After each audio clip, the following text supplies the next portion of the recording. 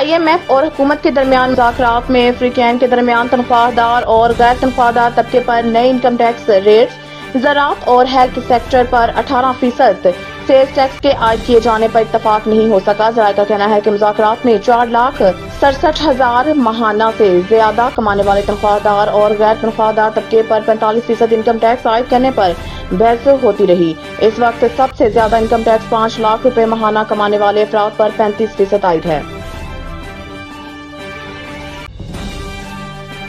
سابق گورنر سندھ محمد زبیر کا مسلم لیگ نون چھوڑنے کا اعلان۔ محمد زبیر کا کہنا تھا کہ کافی عرصے سے پارٹی سے تحفظات تھے، اب فیصلہ کر لیا ہے، مسلم لیگ نون کو خیر بات کہہ دو۔ محمد زبیر کا کہنا تھا کہ اپنے سیاسی مستقبل کا فیصلہ دوستوں کے مشورے کے بعد کروں گا۔ خیال رہے کہ محمد زبیر پچھلے 2 سے 2.5 سال سے مسلم لیگ نون کے پارٹی قیادت کے اجلاسوں میں شریک نہیں ہو رہے تھے۔ محمد زبیر صدر مسلم لیگ نون نواز شریف اور وزیر اعلیٰ پنجاب مریم نواز کے ترجمان بھی رہ چکے ہیں۔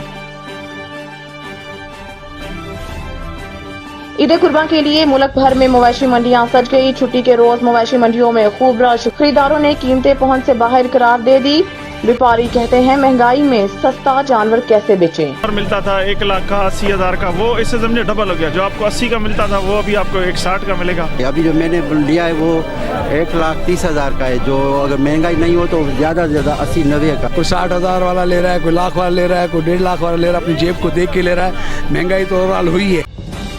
ملک کے بیشتر علاقوں میں آج بھی موسم گرم۔ محکمہ موسمیات کے مطابق گلگت بلتستان اور بلائی خیبر پختونخوا میں کہیں کہیں بارش کی توقع ہے، جبکہ سندھ، پنجاب اور خیبر پختونخوا میں گرمی کی شدت میں کمی آئی ہے۔ محکمہ موسمیات نے کراچی کے موسم کے حوالے سے بتایا کہ 24 گھنٹوں میں شہر کا موسم گرم اور مرطوب رہنے کا امکان ہے۔